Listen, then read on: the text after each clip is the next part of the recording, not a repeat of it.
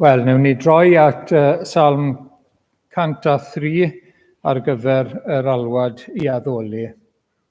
Fe wnaed bendithiau'r arglwydd a'r cyfan sydd ynof, ei enw sanctaidd. Fe wnaed bendithiau'r arglwydd, a phaid ag anghofio ei holl ddoniau. Ef sy'n maddau fy holl gamweddau, yn iachau fy holl afiechyd, ef sy'n gwaredu fy mywyd o'r pwll ac yn fy nghoroni a chariad a thrigaredd.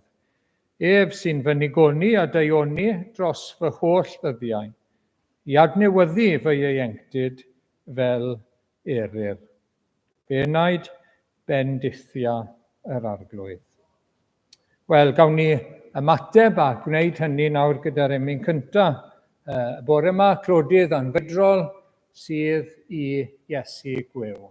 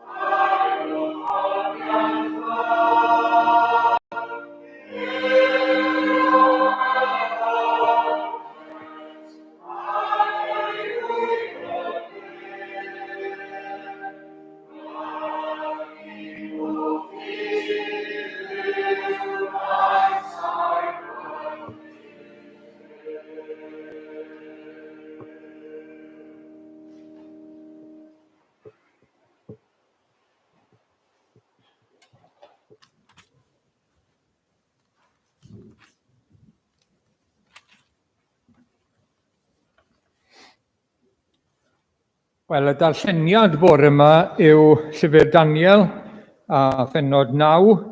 Ein thema ni wrth gwrs yw ymprydio disgeidiaeth Iesu ar ymprydio. Dyma chi enghraifft yn yr Hen Testament o rywun, Daniel, yn ymprydio a gweddio ar ymateb gan yr arglwydd. Daeth Darius fab Ahasferus o linach y Mediaid yn frenin ar deyrnas y Caldeaid.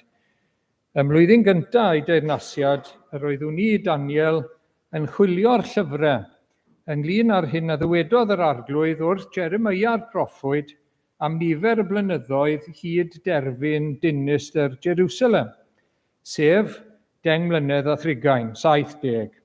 Yna, troes at yr arglwydd Dduw mewn gweddi dair ac ymbil, gydag ympryd a sach lian a lludw.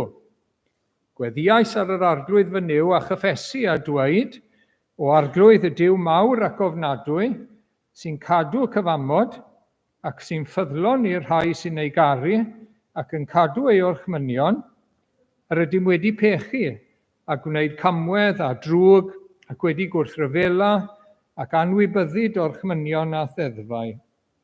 Ni wrandawsom ar dyweision y proffwydi a fi'n llefaru yn dy enw wrth ein brenhinoedd a'n tywysogion a'n hynafiaid ac wrth holl bobl y wlad.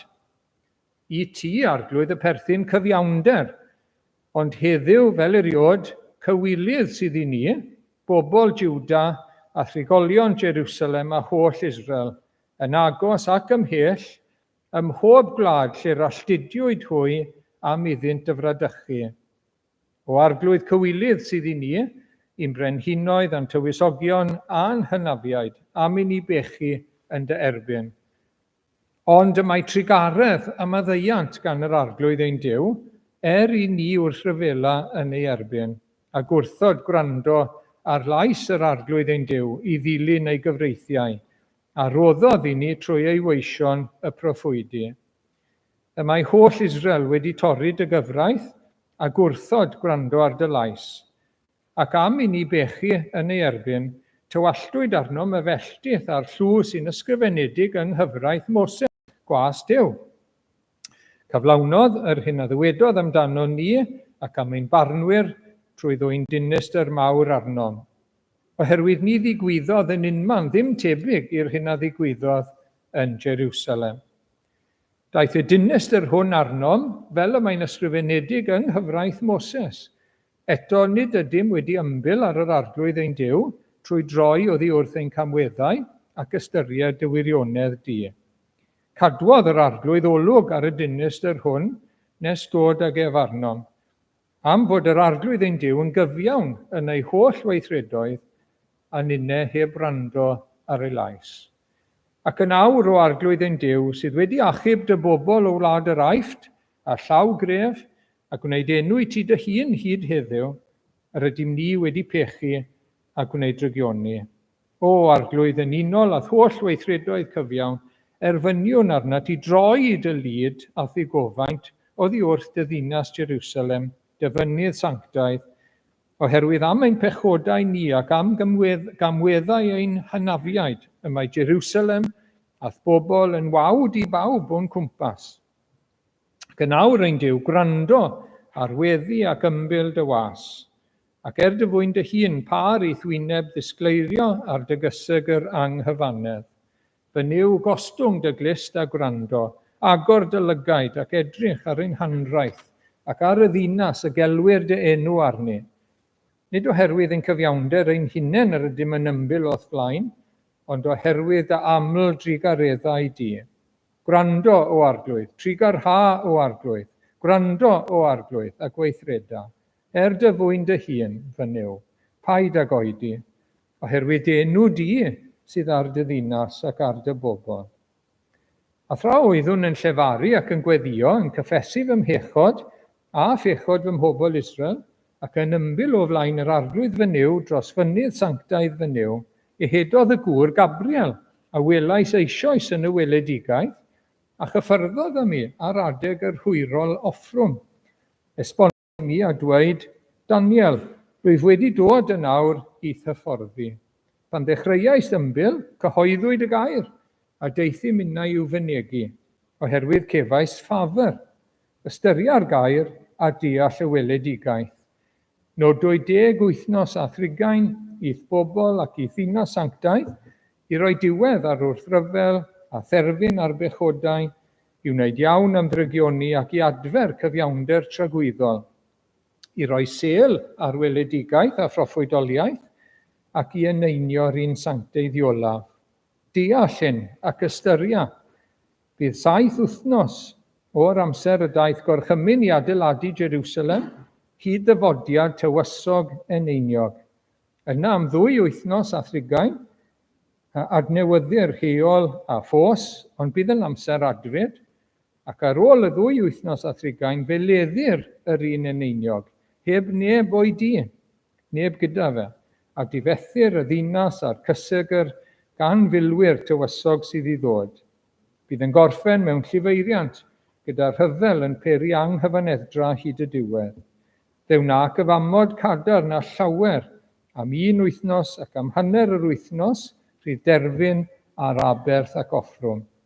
Ac yn sgil y ffieidbeth dawan rheithiwr a erys hyd y diwedd, pan dywelltir ar yr anrheithiwr yr hyn a ddywedwyd. Wel, ni'n diolch i'r arglwydd am ei air sanctaidd. Amen.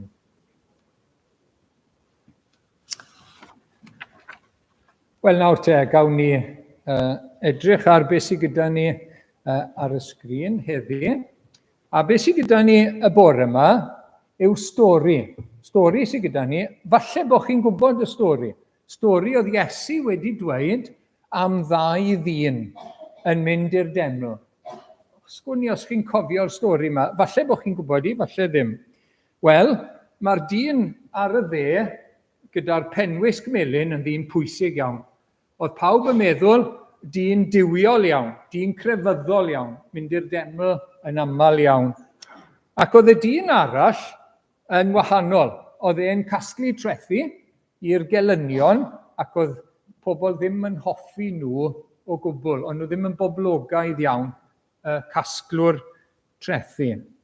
A nawr te, os ewn ni mlaen, fel allwch chi ddychmygu, yn y deml, ble chi'n meddwl oedd y dyn yma? Yn y ffrynt neu yn y cefn? Y dyn crefyddol, y dyn diwiol, y dyn pwysig, lle chi'n meddwl bydde fe yn sefyll? Yn y ffrynt, beth chi'n meddwl? Ia? Ti'n iawn? Yn y ffrynt. Oedd e reit lan yn y ffrynt. Ac oedd e'n gweddio wedyn ni ar Dduw. Ac oedd e'n gweud diolch o Dduw bod fi ddim fel pobl eraill. A beth oedd e'n dweud rili, oedd diolch bod fi'n well na pobl eraill. Diolch bod fi ddim fel pobl sy'n gas a fel pobl sy'n ddrwg. Diolch bod fi ddim fel yna. Ac wedyn, fel oedd e'n ymlaen, dyma fe, a diolch bod fi ddim fel hwn chwaith. Y casglwr trethu yma sy'n twyllo pobl, dwi ddim yn twyllo. Diolch bod fi'n well nag eraill. Diolch bod fi'n well na fe. A dyma fe'n gweud 2 beth oedd e'n neud. Dwi yn ympryddio 2 waith bob wythnos. Waw! Chi'n gwybod beth mae hynny'n feddwl? Ar ddydd Llun ac ar ddydd Iau, oedd e ddim yn bita bwyd nes bod i'n mynd yn dywyll. Beth chi'n meddwl o hwnna?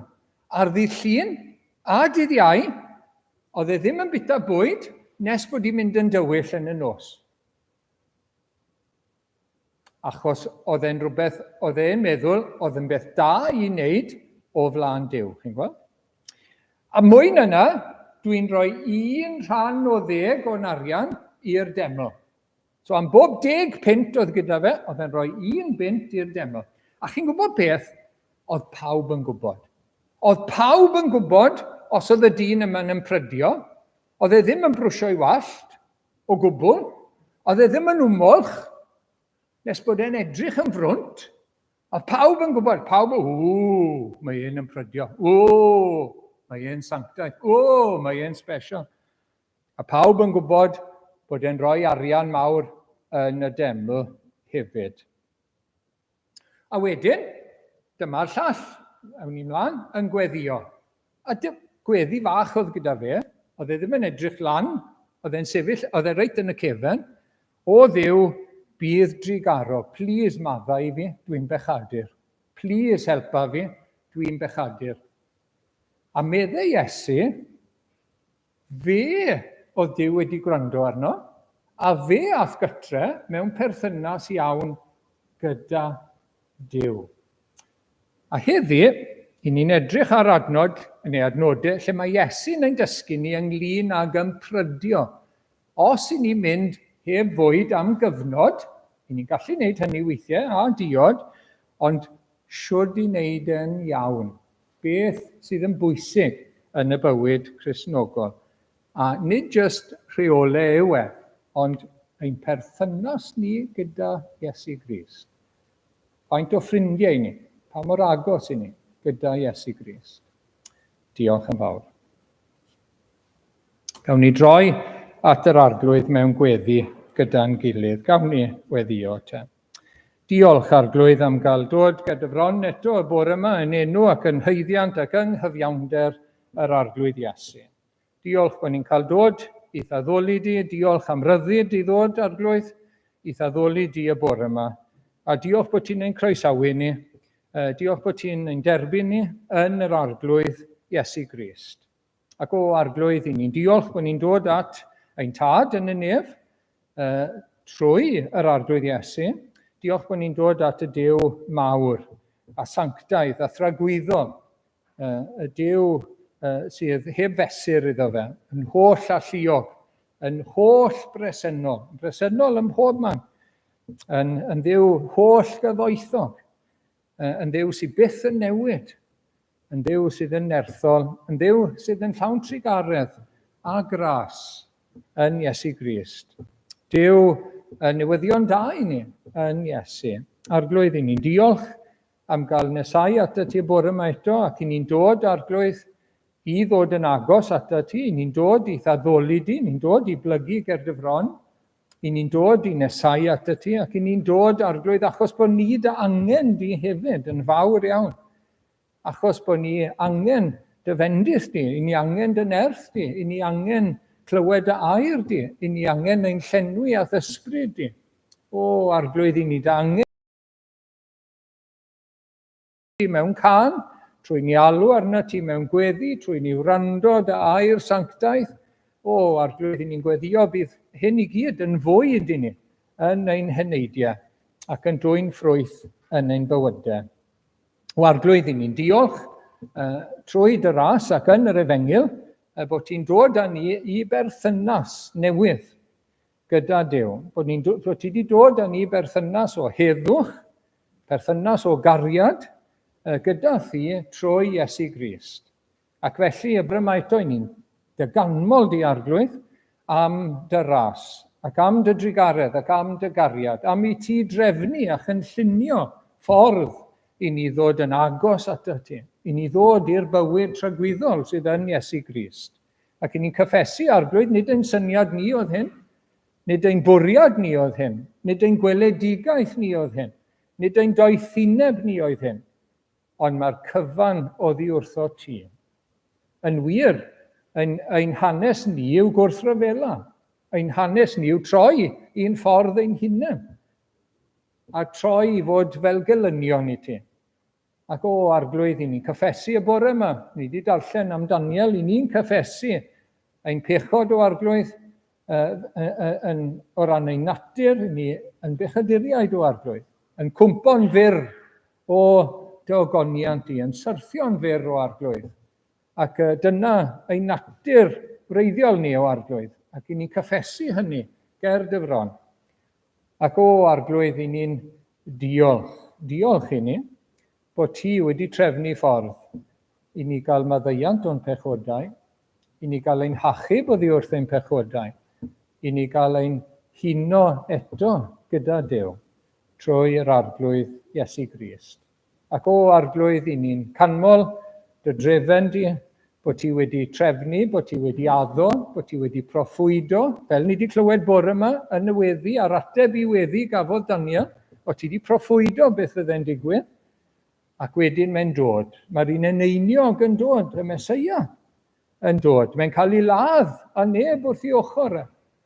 Ond wedyn mae'n atgyfodi ac yn gwneud cyfamod o gariad gyda llawer. O, diolch arglwydd. O ti wedi trefnu, o ti wedi proffwydo, o ti wedi addo, a chyflawni hefyd. I ni'n diolch ac i ni'n dyganmol di am hynny unwaith eto bore yma. Helpa ni i ymddiried yno ti, helpa ni drystio dy air di gant y cant. Helpa ni drystio dy ddiwydion di Arglwydd gant y cant. Diolch bod ti'n ddibynadwy Arglwydd. Diolch y gallwn ni bwyso yn llwyr, ymddiried yn llwyr yn yr Arglwydd, a phaid a dibynnu ar dy ddeall dy hun.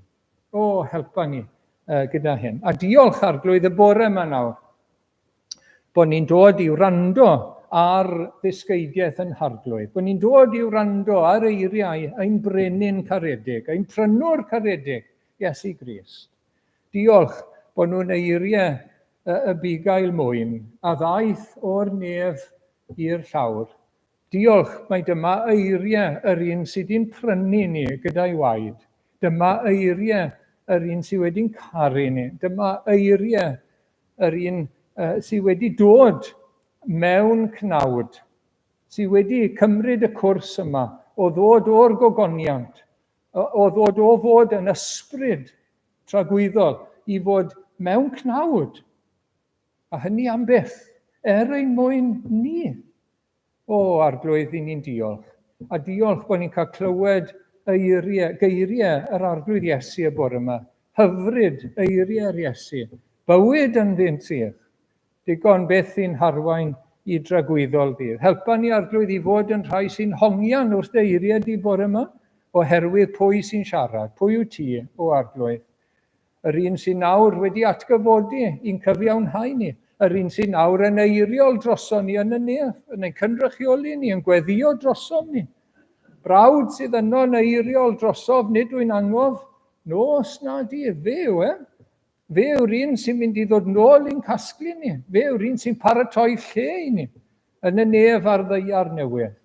A fe sy'n ein dysgu ni yn y bregaeth ar y mynydd. O, Arglwydd, helpa ni, felly y bore yma, i lynu wrth dy air di. Yn gweddio bydd yn cael dyfnder deiar yn ein calonau ni Arglwydd ac yn dwy'n ffrwyth yn ein bywydau ni. Diolch mai dyna dy fwriad ar ein cyfer ni. Yn arbennig i ni'n gofyn i ti'n helpu ni i beidio a bod fel y rhagrithwyr, i beidio a bod fel y Phariseaid. O, helpa ni Arglwydd, trigar ha. Diolch mai dyna yw dy fwriad wrth ein dysgu ni yn y bregaeth ar y mynydd. Ac o Arglwydd i ni'n cyflwyno'n gilydd i ti yn awr o Arglwydd, i ni'n gofyn i ti nerthu ni yn y flwyddyn newydd yma, nertha ni yn dy waith ac yn dy wasanaeth, nertha ni yn ein perthynas bersonol gyda ti Arglwydd, cadw ni yn agos ata ti, ac o Arglwydd cadw ni i aros yn y wynwydden ac i ddwy'n ffrwyth gogoniant i thenw. I ni'n cyflwyno'n gilydd i ti o Arglwydd, pawb sydd yma bore yma, pawb sydd ddim yn gallu bod, rhyw afiechydon yn mynd rownd, gofyn i ti fendithio rhai sydd wedi cael eu cadw mewn nawr heddi, a cynnal nhw a gwella nhw Arglwydd yn dy drigaredd. Ac i ni'n gofyn dros waith yr eglwys, dros yr ymweld ar ysgolion, ymweld â cartre henoed wythnos nesaf, pob gweithgaredd o Arglwydd i ni'n cyflwyno i ti. Ac fel o Daniel yn sôn yn ei weddi, gwna enw i ti dy hun Arglwydd, unwaith eto. Gwna enw i ti dy hun trwy achub eneidiau, trwy ddod â phobl o'i caethiwed, o dywyllwch i oleuni. A chynnal ni o Arglwydd a chadw ni hefyd fel dy bobl. Ni'n gweddio dros y gwaith yma, ac yn ein hardal ni ac yn ein gwlad ni, yn gofyn i ti fywhau y gwaith o Arglwydd yng nghanol y blynyddoedd, i ti drigarhau wrthon ni ac ymweld â ni yn nerth yr ysbryd glân unwaith eto. Dyna'n dyhead Arglwydd, bod y gwaith yn symud ymlaen. Diolch bod dy deyrnas di yn camu ymlaen mewn gwledydd eraill. Gyn ni'n diolch am hynny. Ac i ni yn gweddio deled y deyrnas ym mhob man o Arglwydd. Ni'n gweddio dros arweinwyr y byd, yn ti sydd wrth y lliw Arglwydd, ti'n codi, ti'n tynnu lawr, fel wyt ti'n gweld yn dda. Profesur o gyfiawnder a heddwch ac o Arglwydd rhyddid, i'r Efengyl, i ni'n gweddio yn ein gwlad ni, i ni'n gweddio am hynny yn ein dyddiau ni. Bendithia rhai sy'n cael eu herlyd o arglwydd, i ni'n meddwl am Iemen bore yma, a pa mor anodd yw hi yn y sefyllfa yn fyna, rhai yn cael eu rhwystro, rhai yn cael eu carcharu, rhai yn colli bywydau.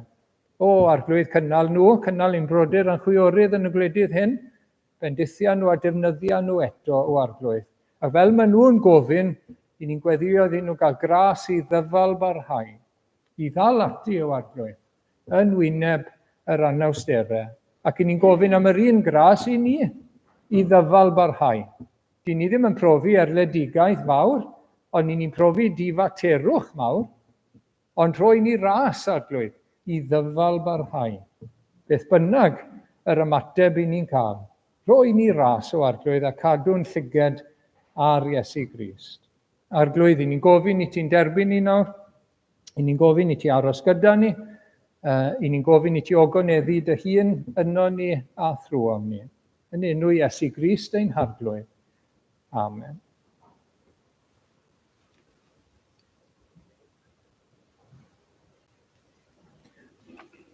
Wel, i ni'n dod nawr at yr ail emyn bore yma. O llefara a ddfwyn Iesu, mae dy eiriau fel y gwyn.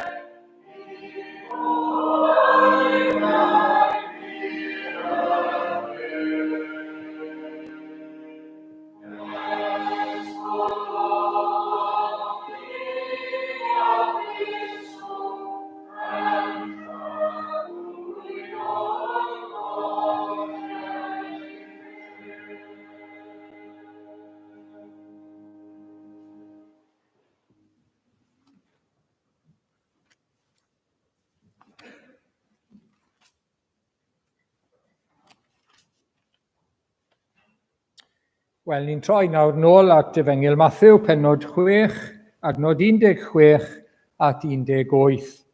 A phan byddwch yn ympryddio, peidiwch â bod yn wynebdrist fel y rhagrythwyr, a maent hwy yn anffurfio eu wynebau, mwyn i eraill gael gweld ei bod yn ympryddio. Yn wir rwy'n dweud wrthych, a mae ei gwobr ganddynt eisoes. Ond pan fyddi di'n ympryddio, uneiniad y ben a golch dy wyneb, fel nad pobl a gaiff weld y fod yn ympryddio, ond yn hytrach dy dad sydd yn y dirgel, a bydd dy dad sydd yn gweld yn y dirgel yn dy wobrwyo. Wel, ni'n mynd ymlaen gyda'r bregaeth ar y mynydd, i ni gael atgoffa'n hunain bleuni. Mae'n dechrau gyda'r gwynfydau, cymeriad y Cristion, cymeriad y person sydd dan fendith y Duw.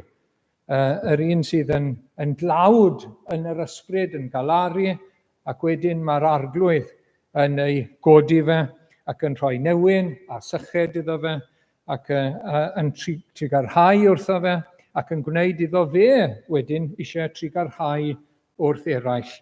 Mae'n profi heddwch gyda Duw ac eisiau bod mewn heddwch gyda'r eraill.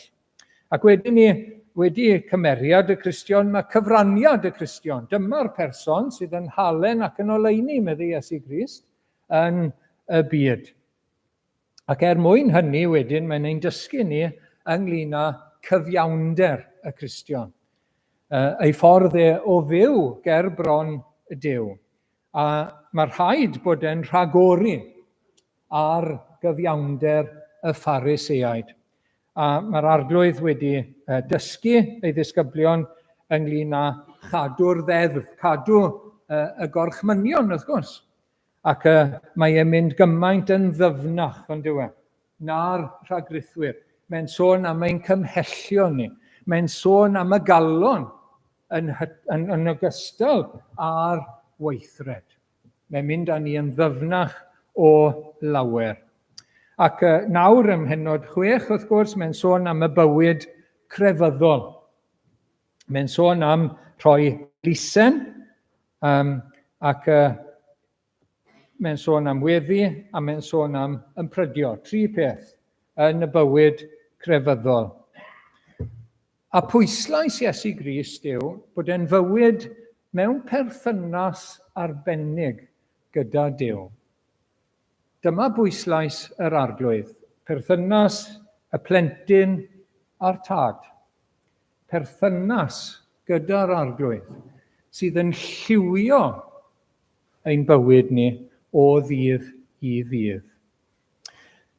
Felly, mae y person sydd eisiau rhoi i rywun arall, sydd mewn angen, wrth gwrs, rhoi elusen, mae e'n ymateb i roddion Duw. Duw sy'n rhoi, wrth gwrs. Duw sydd yn hael ac yn rhoi i ni. Ac wrth i ni roi, wrth i'r Cristion i roi, mae Iesu Grist yn ein dysgu ni, mae eisiau gwneud hyn i blesio Duw. I blesio Duw, i ddiolch i Dduw, i gydnabod aioni Duw. Nid i ddangos ei hunain, fel y rhagrithiwr oedd yn gwneud sioe o'r peth, wrth gwrs. A pan mae'n gweddio, mae'r arglwydd Iesu yn ein dysgu ni weddio am lwyddiant Duw gyntaf, i weddio am ogoniant Duw, i weddio am deyrnas Duw ac ewyllus Duw. Dyna sydd yn bwysig i'r arglwydd Iesu yn ein gweddiau ni, ac wedyn i bwyso, i ddiolch ac i bwyso arno fe, wrth gwrs, am ein anghenion ni. A nawr i ni'n dod at ympryddio. A pan chi'n clywed y gair ympryddio, beth sy'n dod i'ch meddwl chi tybed? Mae sawl peth yn gallu dod i'n meddwl ni, peth amlwg, mynd heb fwyd a diod am gyfnod penodol. Mynd heb fwyd a diod am gyfnod penodol. Fel glywson ni gynnau yn nameg Iesu Grist, oedd y Phariseaid yn gwneud hyn 2 waith yr wythnos, dydd Llun a dydd Iau, mae'n debyg, oedd hynny. Oedd dim yn bwyta bwyd, a mwy na thebyg ddim yn yfed yn ystod oriau y dydd, oriau golau dydd.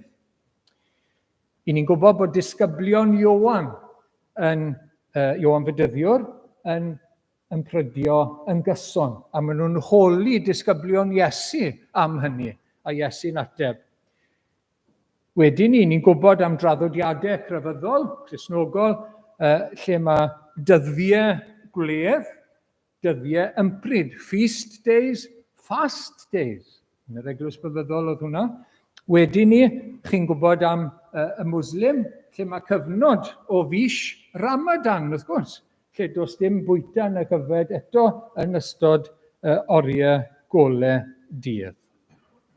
Wel nawr te, dechreuwn ni gyda'r Hen Testament, i ddechrau, yn ôl cyfraith yr arglwydd, cyfraith Duw trwy Moses, unwaith y flwyddyn oedd disgwyl i bobl Israel i ymprydio. Dim ond unwaith y flwyddyn, ar ddydd y cymod, Yom Kippur, y dydd oedd yr arch offeiriad, chi'n cofio, yn mynd i'r cysegr gydag aberth, mwyn cael maddeuant am bechod y bobl am flwyddyn arall.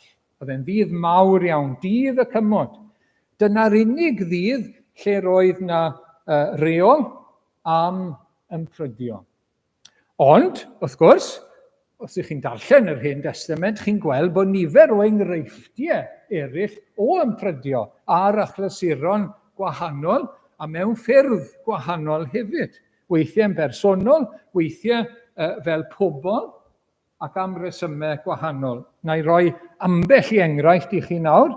Joel, pennod 1, gwisgwch sach lian a galaru offeiriaid, codwch gwynfan, weinidogion yr allor, ewch i dreulio'r nos mewn sach lian, weinidogion fy new, oherwydd i'r bwyd offrwm a'r diod offrwm gael ei hatal o di eich Duw, cyhoeddwch ympryd, galwch gynulliad. Beth yw cefndir Joel? Pla y locustiaid, wrth gwrs. Cerydd Duw, pla y locustiaid. A mae galw ar y bobl i ymostwng o flaen Duw. Ac fel rhan o'r ymostyngiad yna, oedd ympryd. Oedd ympryd a gweddi, wrth gwrs, ac yn y mwyafrif llethol o enghreifftiau, mae ympryd a gweddi gyda'i gilydd. Nid fel rhywbeth ar wahân yw e. Ympryd a gweddi a cheisio yr arglwydd. A fyna, mae yna alar am ei pechod, mae yna ymostwng, plygu o flaen yr arglwydd i geisio ei drigaredd. Dyna'r pwrpas fyna. Wedyn, o'r darlleniad gawson ni yn Daniel, wrth gwrs, troes at yr arglwydd yw mewn gweddi dair ac ymbil. Mae wedi darllen llyfr y proffwyd Jeremia. Mae wedi bod yn darllen y Beibl, i Feibl lot llai na'n Beibl ni, wrth gwrs.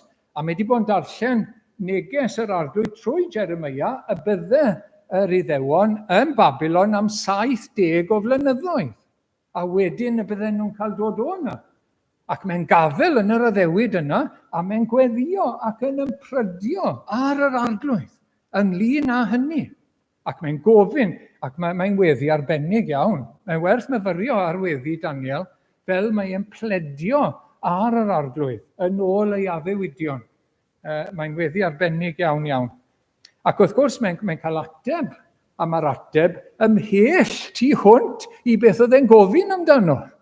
Nid yn unig y bydden nhw'n cael dod nôl i wlad Israel, ond beth oedd cynlluniau yr arglwydd ymhell i'r dyfodol. A mae proffwydoliaeth am y Meseia, wrth gwrs. A gosod allan amserlen Duw i'r dyfodol. Cymaint yw daioni y Duw. Ond y pwrpas ceisio Duw ar y chlysur arbennig. Ceisio trigaredd Duw, pledio ar yr arglwydd. Esther, pennod 4, dos i gasglu ynghyd yr holl Iddewon sy'n byw yn Susan, ac yn prydiwch drosodd, peidiwch â bwyta na gyfed, ddydd na nos am dridiau, ac fe wna finnau am orynion yr un fath. Mae Esther yn mynd i fentro o flaen y brenin i bledio dros ei phobl.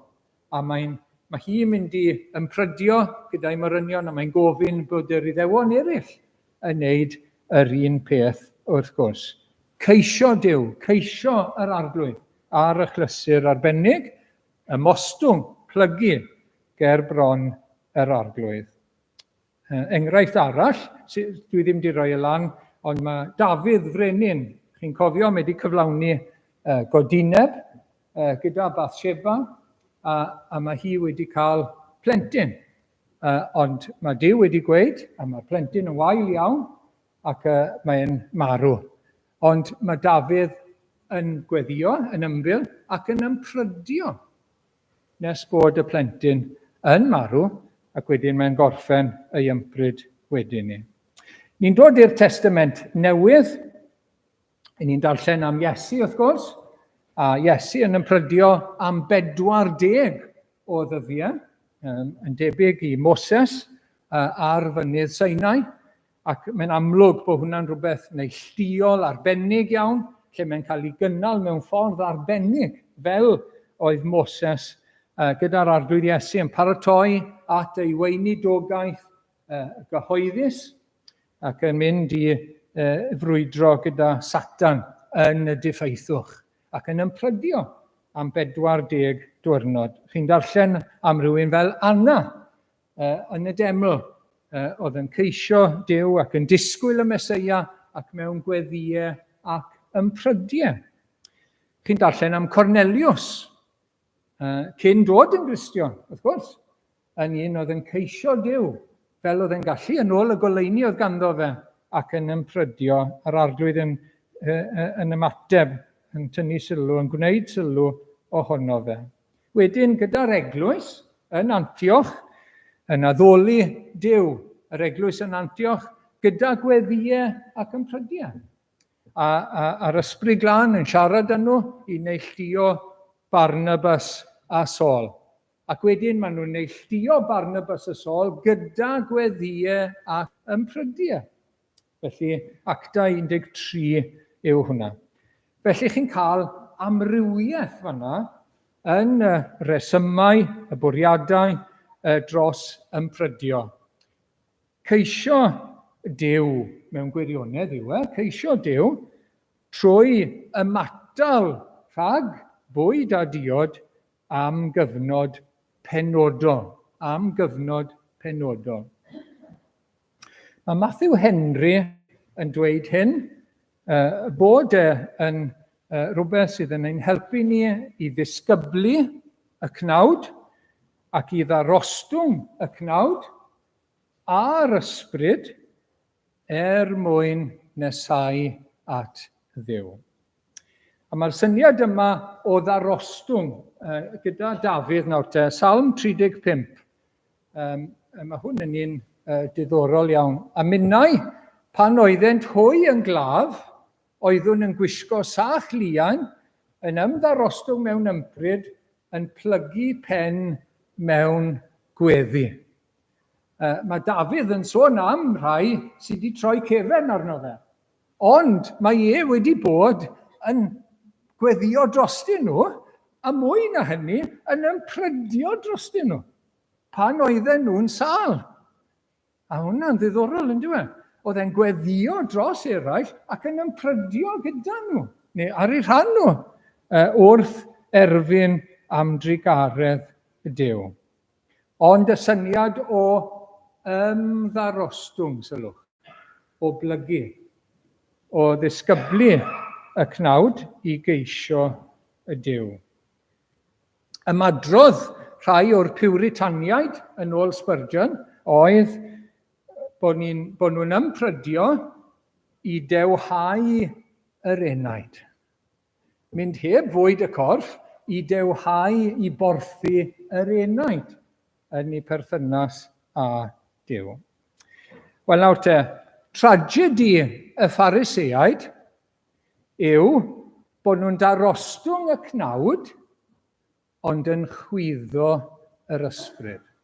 Na chi tragedi? Pwrpas yr ymprydio, fel i ni'n gweld, yw plygu, ymddarostwng, ger bron Duw, gyda rhywbeth corfforol, ond yn ysbrydol hefyd, wrth gwrs, ymostwng. Nawr, gyda'r Phariseaid, o'n nhw'n darostwng y cnawd, o'n nhw'n mynd heb fwyd a diod, o'n nhw'n wneud hynny, ond oedd yr enaid, oedd yr ysbryd yn chwyddo, oedd ddim yn darostwng, Oedd e'n chwyddo ac oedd e'n achosi balchder. A dyma chi eironi, ynddo fe, a tragedi, rhagryth Cristnogol hefyd. Achos mae'n rybydd i ni gyd, wrth gwrs. Mae'r geiriau yma'n rhybydd. A mae rhybuddion llym yn y Testament Newydd gan Iesu Grist am rhagryth, wrth gwrs. A rhagryth Cristnogol nawr te, bod pethau yr Efengyl, gras Duw, trigaredd Duw, maddeuant, cyfiawnhad i'r anheilwng. Dyna'r Efengyl. I ni wedi cael trigaredd. I ni wedi cael maddeuant o'n pechodau. I ni wedi cael ein cyfiawnhau trwy ras, trwy ffydd yn Iesu Grist, bod ni mor anheilwng. Dyna'r Efengyl. A bod unrhyw beth sy'n ymwneud â'r Efengyl wedyn yn troi yn falchder ysbrydol.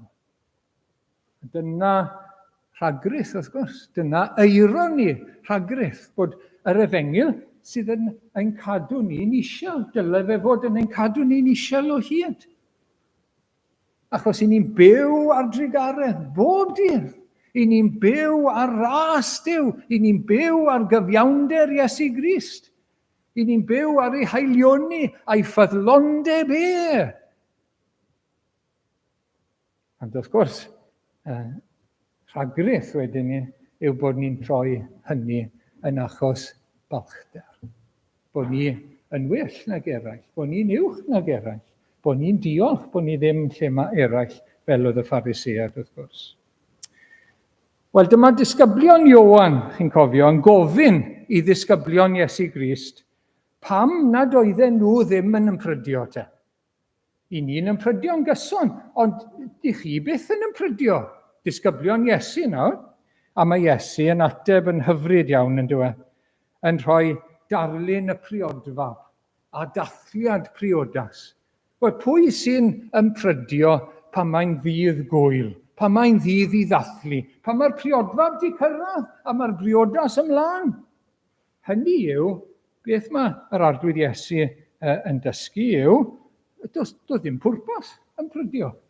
Pan oedd e'n bresennol, i beth oedd angen ymprydio, i beth oedd angen tristau, oedd e gyda nhw.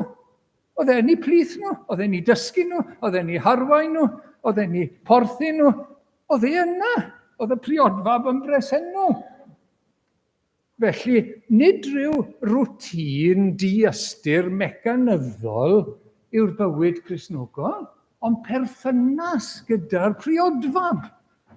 Ac yn y bregaeth ar y mynydd, perthynas gyda'n tad nefol.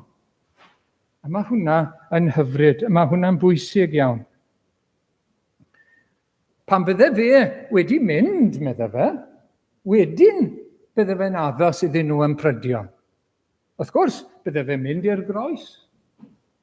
Ac wedyn bydde fe yn ei gweld nhw'n achlysurol ar ôl yr atgyfodiad. Dyddiau anodd iawn i'r disgyblion.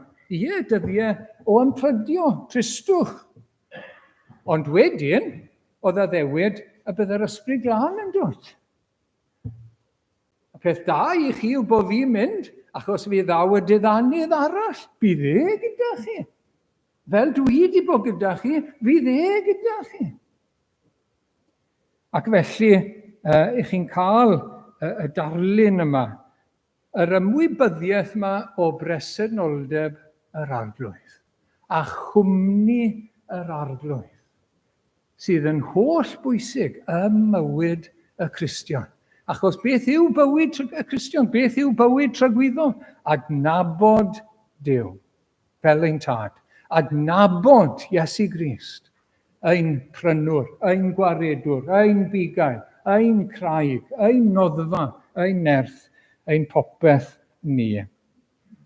Ac unwaith eto, yn y bregaeth ar y mynydd, yr un peth fel o'n i'n dweud, y tad. Dyma'r pwyslais, nid creu argraff ar ddynion, ond ein perthynas ni gyda'n tad nefo. Gyda'r tad perffaith yn y nef. Nid rhywbeth mecanyddol yw. Nid perfformiad crefyddol yw. Mae'r arglwydd Iesu yn ein rhybuddio ni fan hyn i osgoi hynny. Mae'n ein rhybuddio ni i osgoi hynny. Peidiwch â bod fel rhagrithwyr. A mae hwn yn hyfryd mewn gwirionedd yn dyw e. Mae'n ein atgoffa ni, gallwn ni brofi a gosrwydd, llawenydd yr arglwydd yn gyson, fel ei bobl ac fel ei blant. Dyna beth yw'r bywyd Cristnogol. Profi a gosrwydd y bugail da. Profi ein tad nefol gyda ni. Profi yr arglwydd Iesu ein craig safadwy ni. Dyna fe. Gallwn ni brofi ei ymateb cariadus wrth i ni alw arno fe, wrth i ni ei geisio fe, i ni'n ei brofi fe yn ein perthynas o gariad gydag e. Does dim un rheol am ymprydio yn y Testament Newydd. Does dim un yn dweud pryd na pham o ran dyddiad ac amser. Dim byd. Mae'r arglwydd Iesu, fel petai yn cymryd yn ganiataol, bydd na adegau byddwn ni, ond beth mae e'n dweud yw dysgu ni sut i wneud e. Sut i wneud e. Dyna'i bwyslais e. Mae'n amhosib i rai. Mae rhai yn ein byd ni, brodyr a chwiorydd, sy'n rhy dlawd ac yn starfo bron yn barod. Dyw e ddim yn ymarferol iddyn nhw. Mae yna eraill, mae problemau iechyd yn golygu na allan nhw ddim wneud e. Mae'n gallu bod yn beryglus. A ni'n gwybod hynny. Mae'r arglwydd yn gwybod hynny wrth gwrs. Ac yn y Testament Newydd, mae e'n dod at discretion y Cristion. Mae'n dod at discretion y Cristion. Ymadrodd J.C. Ryle yw hwnna gyda llaw. Ni sydd yn penderfynu yn ei perthynas ni gyda yr arglwydd. Yn 1 Corinthiaid 7, i ni'n darllen hyn. Peidiwch â gwrthod eich gilydd, mae'n siarad â gwir a gwragedd. Peidiwch â gwrthod eich gilydd, oddi eithir efallai chi gytuno ar hyn dros dro, mwyn ymroi i weddi ac yna dod ynghyd eto. Rhag i Satan eich temtio oherwydd eich diffyg ymatio. Nawr te, fan hyn, mae yna awgrym gall ymprydio fod yn rhywbeth ehangach na dim ond mynd heb fwyd a diod. Mae'n siarad â gwir a gwragedd, a gallan nhw fod am gyfnod penodol, ddim yn dod at ei gilydd mewn perthynas rhywiol nawr, mwyn ymroi i weddi. A mae Paul yn rybuddio nhw, gwnewch yn siŵr bod yn gyfnod penodol, neu chi'n rhoi eich hunan yn agored i demtasiynau. Dylech chi ddim mynd i fanna, wrth gwrs. Ond gallen nhw, felly mae'r egwyddor nawr yn mynd yn bach mwy eang, chi'n gweld? Lle mae'r Cristion yn ei berthynas â'r arglwydd yn ymwrthod â rhywbeth cyfreithlon, nid rhywbeth drwg, rhywbeth cyfreithlon, am gyfnod penodol i nesau at yr arglwydd, i geisio'r arglwydd mewn ffordd arbennig, falle am arweiniad arbennig, falle am agosrwydd yn y berthynas, teimlo bod wedi pellhau. Wel, dyna fe. Ac felly, gallai fod yn unrhyw beth wedyn ni. Perthynas gŵr a graig fyna. Mae rhai yn ymprydio ar gyfnodau o'r teledu, o'r ffôn, neu o'r Facebook, neu unrhyw beth arall. Rhywbeth falle maen nhw'n synhwyro sy'n mynd yn y ffordd. Rhywbeth sy'n cymryd gormod o le, gormod o'r meddwl, gormod o'r serch yn ei perthynas ar arglwydd. Ond beth maen nhw'n wneud, sylwch, yw monitro. Monitro ei perthynas gyda'i tad nefol, a'i perthynas gyda yr arglwydd Iesu. So fan hyn nawr te, dyw Iesu ddim yn gweud pryd na pham, ond sut. Dyma eiriau ein brenu ni nawr, a mae'n negyddol a chadarnhaol. Dwi'n anodd chi'n gwybod nhw. Nid fel y rhagrithwyr, nid i greu argraff ar rywun arall. Nid i wneud sioe ger bron eraill. nid ymddangos ar y wyneb yn ddiflas ac yn ddidrefn, mwyn cael ein canmol, bod ni yn rhoi rhyw olwg ymlaen sy'n tynnu sylw i rywun i ddweud, mae e'n berson diwiol, mae e'n berson sanctaidd. Nid gadael i bawb i wybod. Ond mae e'n rhywbeth cuddiedig, mae'n rhywbeth preifat. Mae'n rhywbeth fel defosiwn sydd yn breifat rhyngthom ni a'r arglwydd. Gallwn ni ddim cael gwobr Duw a chanmoliaeth dyn. Allwch chi ddim cael y ddau, medde Iesu Grist. Mae'n amosib. Allwch chi ddim cael e. Beth yw canmoliaeth dyn o'i gymharu a gwobr yr arglwydd? Cadarnhaol, cario ymlaen fel arfer, fel bod neb yn gwybod yn wahanol. Eneinio'r pen, golchi'r wyneb, brwsio'r gwallt, cario ymlaen fel arfer, fe bod dim byd gwahanol i weld. A dyna nath Dafydd, ar ôl gorffen yn prydio, dyma nath cododd Dafydd oddi ar lawr, ymolchi, eneinio ei hun a newid ei ddillad, aeth i di Dduw i addoli, wedyn aeth i'w di a gofyn am fwyd. Arwydd o rywun sydd wedi gorffen yn prydio yw wmolch, brwsio'ch gwallt, cario ymlaen fel arfer. Fel na i ni fod, medde Iesu Grist. Neb yn gwybod dim byd. Neb yn gwybod dim. Ond yr arglwydd yn gwybod. Yn ein perthynas bersonol ag e. Mae yna breifat a mae yna gyhoeddus, felly, yn y bywyd Cristnogon. Mae yna ddefosiwn sydd o'r golwg. Mae'n perthynas ni a'r arglwydd yn i'w raidd yn rhywbeth ysbrydol anweledig. Mae yna ffrwyth i ddod, yna ffrwyth i fod, ond mae'n perthynas ni yn anweledig. Un gorchymyn mawr gan yr arglwydd Iesu, wrth gwrs, yw archoswch yno fi. A mae'n defnyddio darlun y wynwydden a'r canghennau. Nawr, does neb yn gallu gweld beth sy'n digwydd gyda coeden ffrwythau y tu fewn. Sneb yn gweld hwnna. Sneb yn gweld fel mae'r maith yn dod o'r pridd, y dŵr a'r nutrients yn dod lan o'r pridd i'r brigau, i'r can... Pwy sy'n gweld hwnna? Sneb yn gweld hwnna. Be chi'n gweld yw'r ffrwyth. Y canlyniadau o hynny.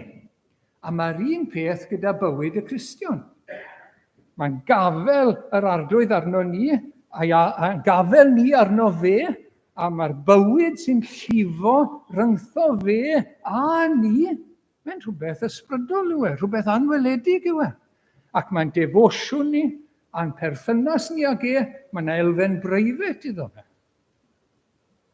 Ond mae'r ffrwyth i fod yn dod yn amlwg. Yn arbennig mae hyn yn wir nawr fel unigolion personol. Ac i orffen, mae'n sôn am wobr y tad, wrth gwrs. Mae'n sôn am wobr. Nid gwobr dynion, ond gwobr y tad. A beth mae hyn yn ei olygu te? Dwi ddim yn manylu fan hyn, ond bod e'n ymateb, wrth gwrs i ni. Bod e'n ateb ein cri ni, yn ateb ein gweddi ni, falle'n amlygu ei hun i ni. Yn siarad â ni, yn rhoi gair i ni, trwy bregaeth, trwy ddarllen y gair. Bod ni'n dod yn ymwybodol o'i gariad tuag ato ni. Chi'n chi sylwi ar yr emyn ganon ni nawr, o llefara addfwyn Iesu, mae dy eiriau fel y gwyn. Oedd hyn yn holl bwysig, chi'n gweld, i William Spantacelyn a'r cyfnod yna, eu perthynas nhw ar arglwydd. Beth yw'r achos, chi'n gyfarwydd ar emyn yma te, beth yw'r achos bod fy arglwydd hawddgar grasol yn pellhau? Dwi ddim yn hapus â hyn. Dwi'n perthynas, dwi'n teimlo'n bell, dwi'n teimlo'n o'r. Dwi'n teimlo dieithrwch, dwi ddim yn hapus gyda hyn o gwbl. Dwi'n deall yn y pen, ydw, dwi'n credu, ond mae yna dieithrwch, mae yna rhywbeth. Ond wedyn ni, I ni'n dod i orfoleddu ynddo fe, yn ei waith gorffenedig, yn ei gariad tragwyddol, yn ei ffyddlondeb, a mae rhywbeth ffres yn dod yn ein perthynas a'r arglwydd. Mae yna ffresni yn dod trwy i ni ei geisio fe. A falle ffrwyth wedyn ni, bod ni'n profi nerth arbennig i ddod dros rhyw bechod falle sydd wedi bod yn ein baglu ni. Bod ni'n profi elfen o fuddigoliaeth, bod ni'n cael gras i ddelio gyda sefyllfa arbennig, anodd, neu person anodd, geleniaethus falle. A gwobr fawr yr arglwydd yw cynnydd mewn ffrwyth, wrth gwrs, mewn cariad, llawenydd, tangnefedd, goddefgarwch, caredigrwydd, daioni, ffyddlondeb, addfwynder, hunan ddisgyblaeth. Bod yna gynnydd yn dod. Gwobr yr arglwydd yw hwnna, gras Duw yw hwnna. O siwt mae'n dod, medde Iesu Grist? Gwreiddio. Y gangen yn gwreiddio. O'r golwg yn y winweddau. Fel na. Nid trwy ganolbwyntio ar y ffrwythau, ond canolbwyntio ar yr arglwydd. Canolbwyntio ar ein perthynas ag a gadael y ffrwythau iddo fe mewn ffordd. Falle cael arweiniad ar fater arbennig. Rhywbeth sydd wedi bod yn pwyso eisiau arweiniad arbennig arno ni. A mae'n drigarog, mae'n ateb. Ac mor aml, mae'n ateb y tu hwnt i'r disgwyl. Fel gyda Daniel. Oedd Daniel yn holi ynglyn â mynd o Babylon nôl i Jerusalem. Ond mae'r ateb yn mynd mlaen canrifoedd at y Meseia ac at gynllun Duw ymhell i'r dyfodol. A mae'n drigarog iawn.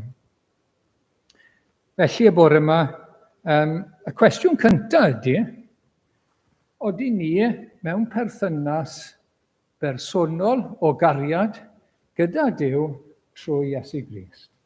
Dyna yw y bywyd Cristnogol. Nid cadw rheolau, nid ennill ein cyfiawnder ein hunain. Na, cael ein derbyn fel plant. Cael ein derbyn fel brodyr a chwiorydd yn Iesu Grist. Dyna yw e, perthynas yw e. Mae'n bwysig bod ni'n gofio hynny yn diwedd. A gadewch i ni fod yn rhai sydd yn monitro ein perthynas. Gadewch i ni beidio byd mlaen fel machines yn y bywyd Cristnogol. Gadewch i ni fod yn gyfrifol ac yn monitro ein perthynas ni ar arglwydd o bryd i'w gilydd. Dim trwy'r amser ond o bryd i'w gilydd. Bod ni'n monitro achos i ni'n cael cerdded gyda fe. I ni'n cael byw yn ei gwmni fe. Na beth yw y bywyd Cristnogol.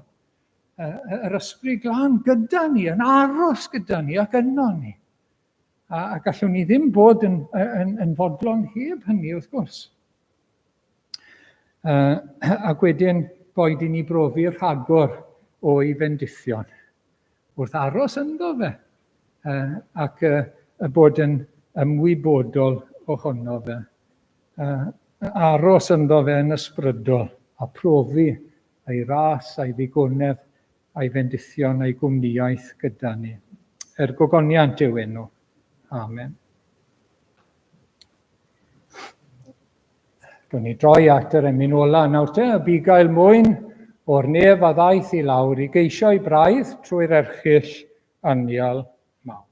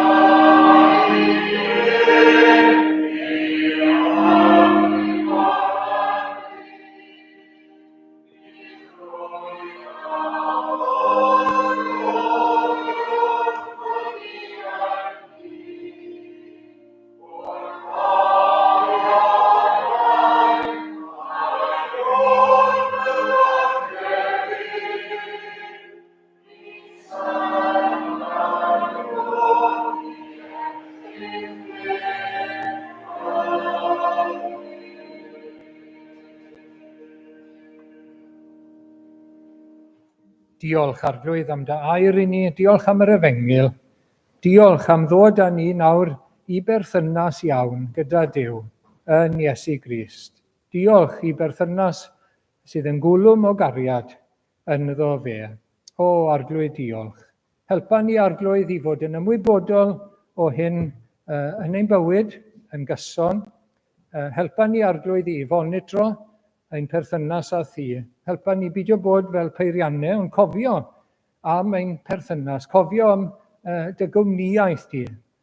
Pa mor bwysig yw clywed y lais di yn gyson, gweld gwedd dy wyneb, gweld dy wen di o Arglwydd fel petai, a bod yn ymwybodol o dy afael di amdano ni. Diolch, mae dyma dy fwriad ar ein cyfer ni. Helpa ni felly, a chadw ni yn agos. Paid a gadael I ni grwydro oddi wrtho ti Arglwydd, cadw ni yn agos ata ti. A gras ein harglwydd Iesu Grist a chariad Duw a chymdeithas yr Ysbryd Glân a'r rhosod gyda ni, yn awr a hyd nes y daw. Amen.